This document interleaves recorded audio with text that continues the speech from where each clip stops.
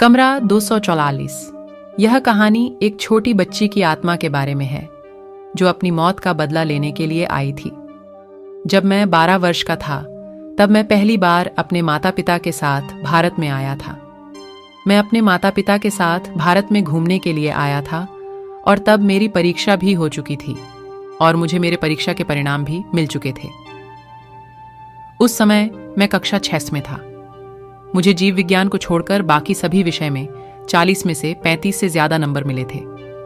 जीव विज्ञान एक ऐसा एकमात्र विषय था जिसके अंदर मुझे 31 नंबर मिले थे। मेरे इतने अच्छे परिणाम से मेरे माता पिता बहुत ही खुश थे। उन्होंने मुझे पाइवर होटल में रखने का फैसला किया था। जबकि जब भी हम हमारे देश से बाहर घूमने जाते हैं तो हम ज्यादातर समय 4 स्टार होटल में रुकते हैं।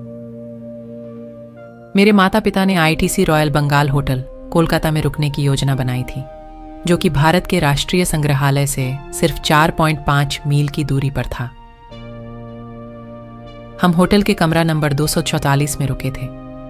रात के 11 बजे तक सब कुछ ठीक था।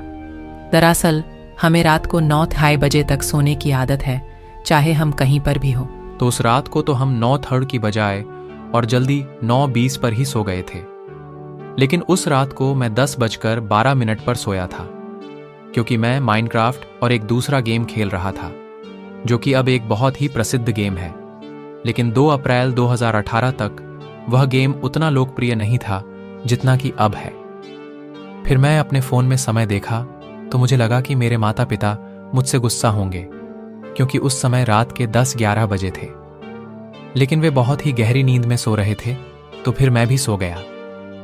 रात को अचानक 11 बजे मैं बाथरूम जाने के लिए उठा।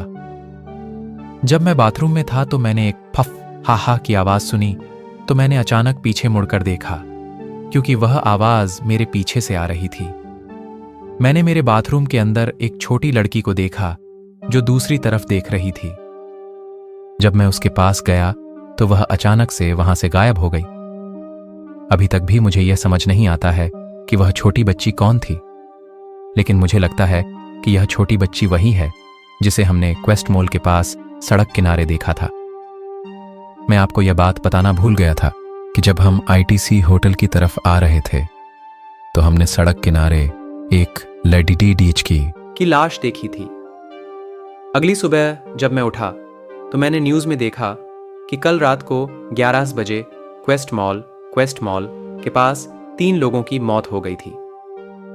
यह देखकर मैं बहुत डर गया था, क्योंकि मुझे यकीन था कि यह वही बच्ची है। मुझे लगता है कि वह बच्ची अपनी मौत का बदला लेने के लिए यहाँ पर आई थी।